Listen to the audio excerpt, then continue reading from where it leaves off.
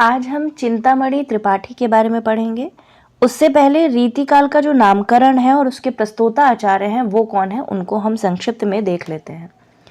रीतिकाल से प्रश्न आपकी परीक्षाओं में पूछा जाता है और ये लिस्ट आपके लिए उतनी ही महत्वपूर्ण है जितनी बाकी सभी कवियों के बारे में पढ़ना। तो चलिए पढ़ लेते हैं। नाम और प्रस्तोता मतलब इसका ये है कि किसने क्या नाम दिया है। अंधकार काल नाम दिया है रीतिकाल को किसने? त्रिलोचन ने। कलाकाल डॉक्टर रमाशंकर शुक्ल रसाल ने और भगीरथ मिश्र ने। दो लोगों ने कलाकाल कहा है, रसाल का नाम आता है, रमाशंकर शुक्ल रसाल और भगीरथ मिश्र। रीतिकाल नाम देने वाले हैं डॉक्टर जॉर्ज गियर्सन और आचार्य रामचंद्र शुक्ल। अलंकृत काल नाम दिया है मिश्र बंधुओं ने और श्रृंगार काल नाम दिया है आचार्य विश्वनाथ प्रसाद मिश्र ने। ठीक है, आप इसका रिवीजन करेंगे तो आपको ये याद हो जाएंगे किसने रीतिकाल को क्या कहा है। रीति से अभिप्राय क्या है? आचार्य रामचंद्र शुक्ल सहित कई महत्वपूर्ण आलोचकों ने रीति का अर्थ स्पष्ट करते हुए कहा कि रीति से आशय है अनुकरण करने की प्रवृत्ति। ठीक है, अब किसने क्या कहा है? कुछ कुछ वक्तव्य परीक्षा में पूछे जाते हैं।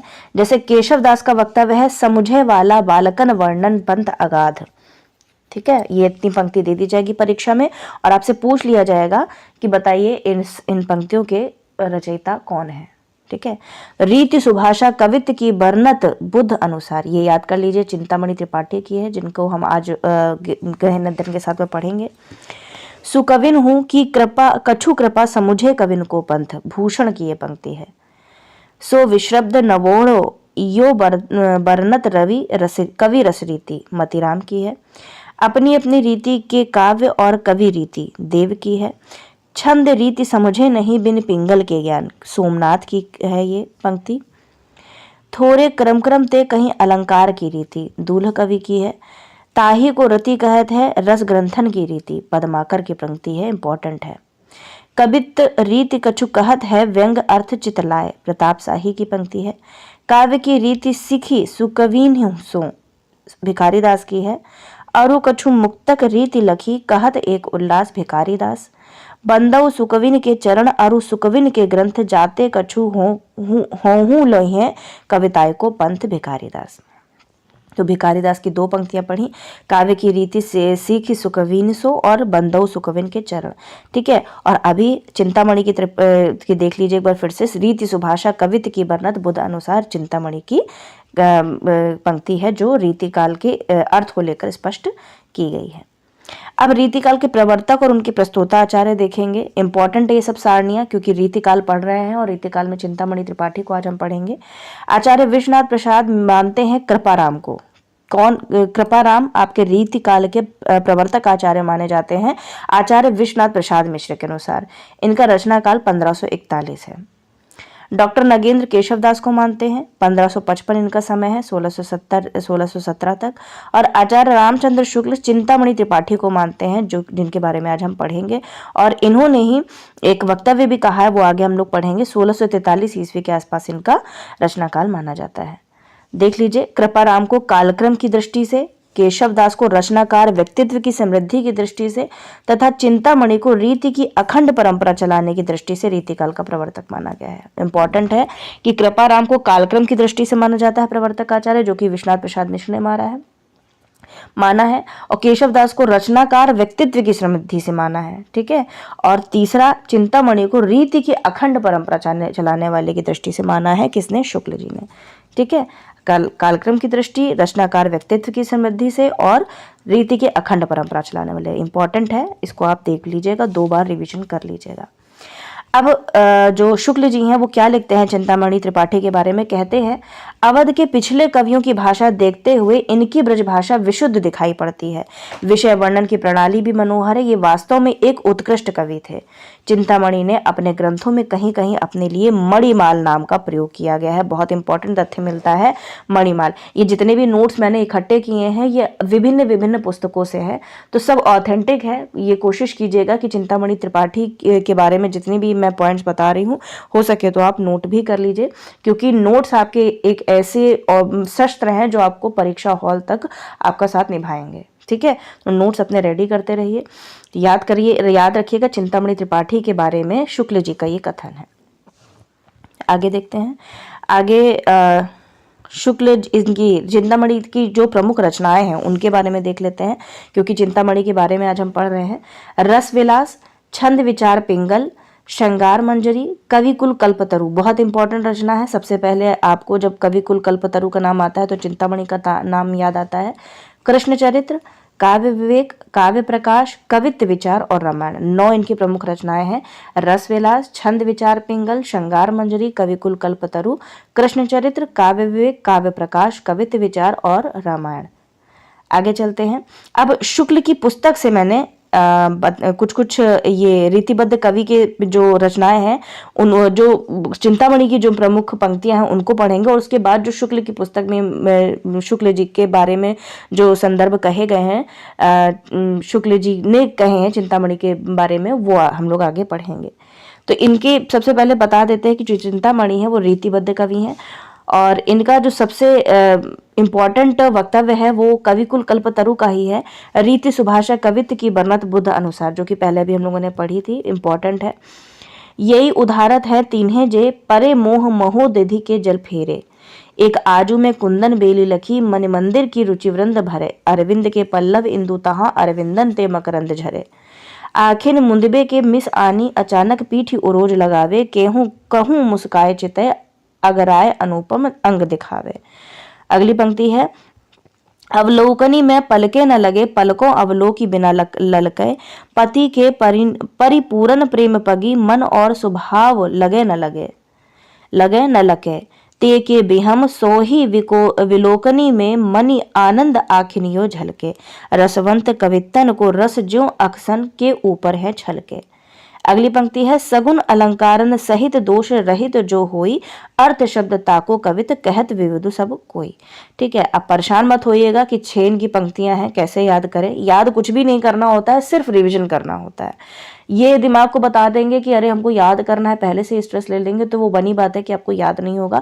सिर्फ और सिर्फ रिवीजन करते जाना है। ठीक है, इंपॉर्टेंट पंक्ति ये वाली है, मैंने जो कि आपको पहले बताया, रीति सुभाषा कवित्व की वर्णत बुध अनुसार, चिंतामणि त्रिपाठी की पंक्ति है और कविकुल कल्पतरु से ये उद्धृत है।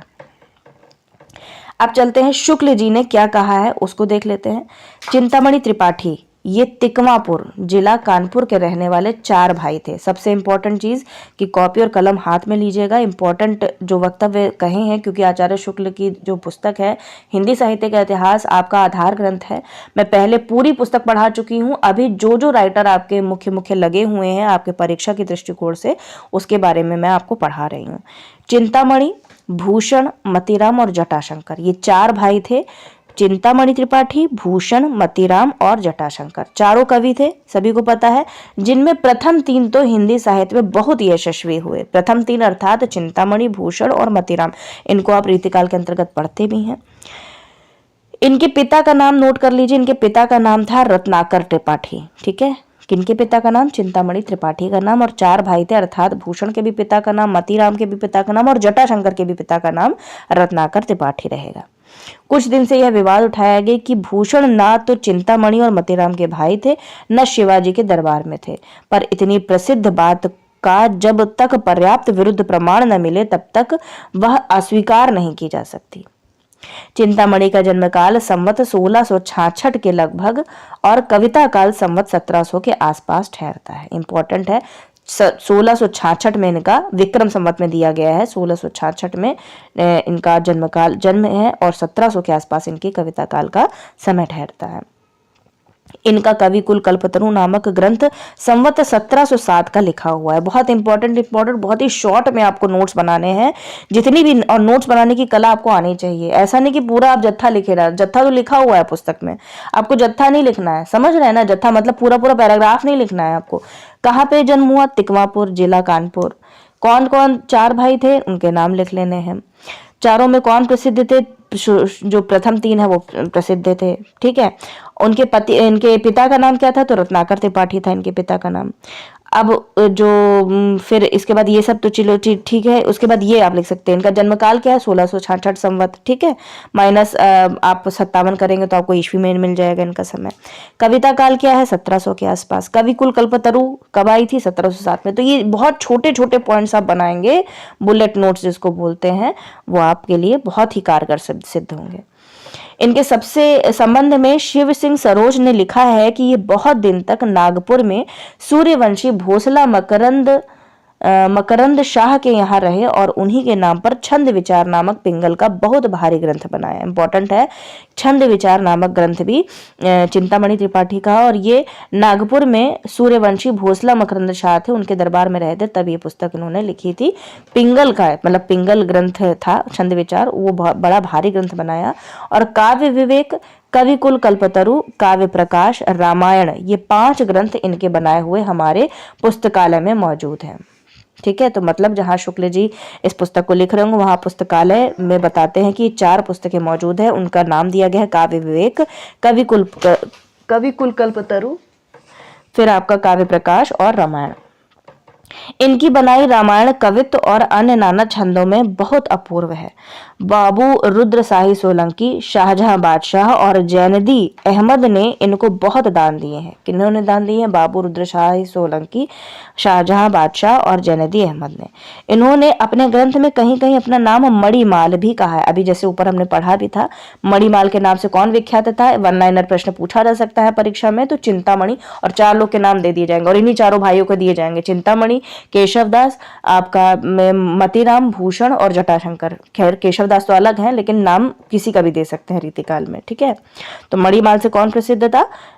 चिंतामणि त्रिपाठी। ऊपर के विवरण से स्पष्ट है कि चिंतामणि ने काव्य के सब अंगों पर ग्रंथ लिखे। इनकी भाषा ललित और सानुप्रास होती थी। अवध के पिछले कवियों की भाषा देखते हुए इनकी ब्रज भाषा विशुद्ध दिखाई पड़ती है। विषय वर्णन की प्रणाली भी मनोहर है। ये वास्तव में एक उत्कृष्ट कवि थे। रचना के कुछ नमूने दिए जाते हैं, उनको देख लेते हैं। देखिए, ये हम लोगों ने पढ़ी भी है अभी। यही उदाहरत है, 3 हेजे पे मोह महो दधि के जल फेरे, जे इनको पर ध्यान धरे मन, ते ना परे कबहू जम घेरे। राजे रमा रमनी उपधान, अभय वरदान रहे जन नेरे, हैं बलभार उदंड भरे, हरि के भुजदंड सहायक मेरे।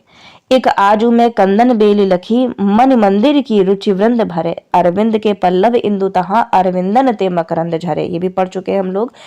उत बुदन के मुक्तागन हमें, फल सुंदर भवे पर आनी परे, लखी यो दुति कंद आनंद कला, नंदन नंदन शिलाद्रव रूप धरे। अगली पंक्ति है, आखिन मुंदबे के मिस आनी, अचानक पीठ उरोज लगावे, केहू कहूँ मुस्काए चितय, अगराय अनुपम अंग दिखावे, ना छुई छल सो छतियां, हंसी भौं चढ़ाए आनंद बढ़ावे, जोबन के मद मत दिया, हित सोपति को नित चित्त चुरावे। तो यहाँ पर आपके चिंतामणि त्रिपाठी का जो किस्सा था वो समाप्त होता है। शुक्ल जी के द्वारा ये पूरा दिया हुआ है उनकी पुस्तक में, हिंदी साहित्य का इतिहास में। आशा करती हूँ कि शॉर्ट वीडियो था, उतना ज़्यादा मैंने बड़ा नहीं बना, लेकिन जो जो इम्पोर्टेंट पुस्तकें हैं, ठीक है, जहाँ जहाँ से मुझे कंटेंट लगा कि चिंतामणि त्रिपाठी से संबंधित इम्पोर्टेंट है, वो मैंने आपको प्रोवाइड किया है। PDF आप डाउनलोड कर लीजिएगा। मिलते हैं इसी प्रकार से अगले वीडियो के साथ में। तब तक सभी अभ्यर्थियों का हृदय की गहराई से प्रेम पूर्वक धन्यवाद।